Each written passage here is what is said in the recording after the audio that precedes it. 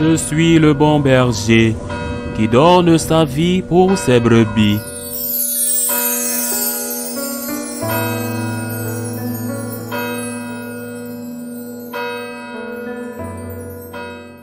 En ces jours-là, les pharisiens, apprenant que Jésus avait fermé la bouche aux Sadducéens, se réunirent et l'un d'entre eux, un docteur de la loi, posa une question à Jésus pour le mettre à l'épreuve. « Maître, dans la loi, quel est le plus grand commandement ?» Jésus lui répondit, « Tu aimeras le Seigneur ton Dieu de tout ton cœur, de toute ton âme et de tout ton esprit. Voilà le plus grand, le premier commandement. Et le second lui est semblable, tu aimeras ton prochain comme toi-même. De ces deux commandements dépend toute la loi ainsi que les prophètes. »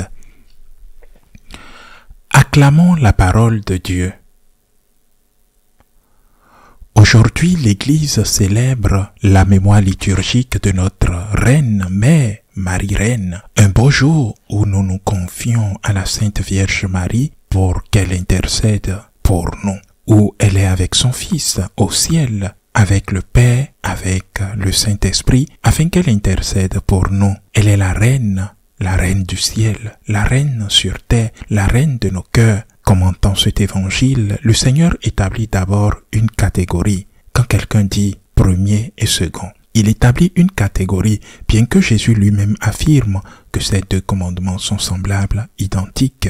Il existe une catégorie premier et second. Et il dit le second est semblable et non égal. C'est similaire dans le sens où c'est similaire, mais ce n'est pas la même chose. Quelle est la catégorie? Premièrement, Dieu. Deuxièmement, le prochain. Voilà la catégorie. Nous ne pouvons pas aimer notre prochain si nous n'aimons pas Dieu. La vertu de charité a pour premier sujet d'amour, je ne dis pas objet, car il s'agit d'une personne et non d'une chose, Dieu. Et par Dieu, notre prochain est son premier motif. Si nous oublions cela, nous réduisons notre relation avec le prochain à un sentiment humain, à ce que nous pourrions appeler non pas charité, mais solidarité ou compassion. Ceux qui ne croient pas en Dieu sont-ils dépourvus de compassion? Ils en ont. Beaucoup ont un cœur très compatissant. Et il en va de même pour les membres d'autres religions. N'ont-ils pas un cœur compatissant? Ne font-ils pas preuve de générosité et de solidarité? Je pense qu'il suffit de rencontrer des personnes d'autres religions ou d'avoir des proches qui ne croient pas en Dieu pour se rendre compte qu'il y a souvent une immense générosité en eux. C'est là la solidarité, c'est ça la compassion. Et c'est merveilleux, ce merveilleux sentiment humain. Et quand on atteint ses limites, que se passe-t-il? Eh bien, quand on atteint ses limites, on s'arrête. Et quand cela se produit-il? Par exemple, lorsque vous rencontrez un ennemi, lorsque vous avez aidé quelqu'un et que pour une raison ou une autre, vous ne voulez plus continuer. Lorsque l'accomplissement de votre devoir, de votre obligation interfère avec d'autres intérêts, lorsque vous atteignez vos limites, vous vous arrêtez. Et pourquoi? Parce que rien ni personne au-delà de vos limites ne vous dit ce que vous devrez faire, c'est-à-dire continuer. Personne n'a d'autorité sur vous, personne à qui vous accordez autorité, qui vous disent que vous ne pouvez pas vous arrêter, que vous devez continuer. C'est pourquoi le Seigneur établit un ordre dans l'amour et dit que Dieu vient en premier. Le premier commandement de la loi de Dieu est « Tu aimeras ton Dieu de tout ton cœur, de toute ton âme et de tout ton esprit ». C'est le premier commandement. Tu l'aimeras par-dessus de tous les hommes, par-dessus de tout intérêt. Le premier commandement de la loi de Dieu, c'est Dieu. Dieu est la racine.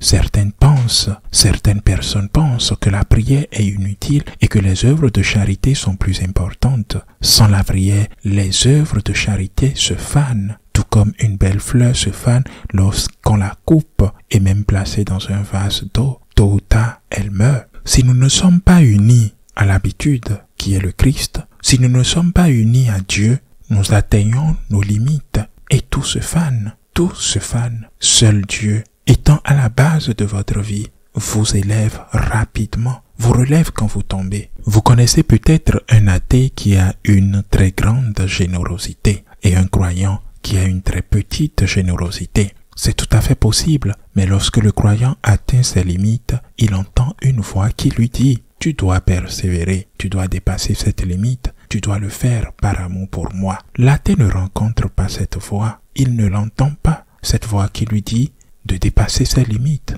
De plus, on suppose toujours que le croyant a une limite de base et l'athée une limite haute, car je connais des athées qui ont aussi une limite très basse et des croyants qui ont une limite très haute en matière de générosité. Mais lorsque les deux atteignent leur limite, le croyant entend une voix qui lui dit « Tu dois aller de l'avant, tu dois pardonner, tu dois faire preuve de miséricorde, car j'ai été miséricordieux envers toi, car je t'ai pardonné moi aussi, tu dois aller de l'avant. » Mais regarde ce qu'ils m'ont fait sur la croix, regarde ce qu'ils m'ont fait et pourtant je leur ai pardonné. Tu dois aussi pardonner parce que je t'ai pardonné. Tu dois mettre la main à la poche pour aider cette personne. Tu dois être capable de tenir tes promesses. Cette voix est une voix autoritaire, la voix de quelqu'un qui est votre maître et vous qui ne le faites peut-être pas pleinement parce que vous êtes pécheur, mais vous savez que vous devez le faire et vous savez que vous devez vous efforcer à dépasser vos limites.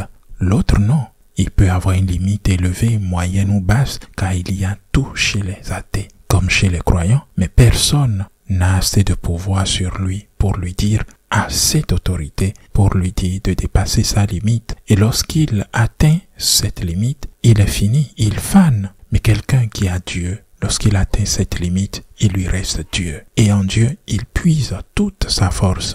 C'est beaucoup plus pratique, rien de plus utile que la prière. Que les sacrements, c'est très important. Nous avons tout pour nous relever, le pardon à travers la confession, les sacrements, la pénitence, les œuvres, naturellement à condition qu'il s'agisse de spiritualité authentique et non de spiritisme, à condition que nous soyons conscients qu'après le premier commandement vient le second qui lui est semblable, tant que nous écoutons la voix de Jésus qui nous dit « Ce n'est pas celui qui dit « Seigneur, Seigneur », mais celui qui fait la volonté de mon Père qui m'aime, tant que nous nous souvenons de l'enseignement de Jésus, lorsque le Fils de l'homme viendra dans sa gloire, il placera quelques-uns à sa droite et leur dira « Venez, vous qui êtes bénis de mon Père, car j'ai eu faim et vous m'avez donné à manger. Quand ce que vous avez fait à l'un de ces petits, c'est à moi que vous l'avez fait. » Et à d'autres, il dira « Allez-vous-en, maudits de mon Père, j'ai eu faim, vous ne m'avez pas donné à manger. » Quand? Ils diront quand? Eh bien, quand vous l'avez fait au plus petit d'entre eux, vous ne l'avez fait qu'à moi. La différence entre spiritualité et spiritisme, c'est que la spiritualité se manifeste non seulement par la prière, mais aussi par les œuvres. Le spiritualisme reste une affaire de sentiments et ne produit pas de fruits d'amour pour Dieu et par l'amour de Dieu pour son prochain. Ainsi soit-il.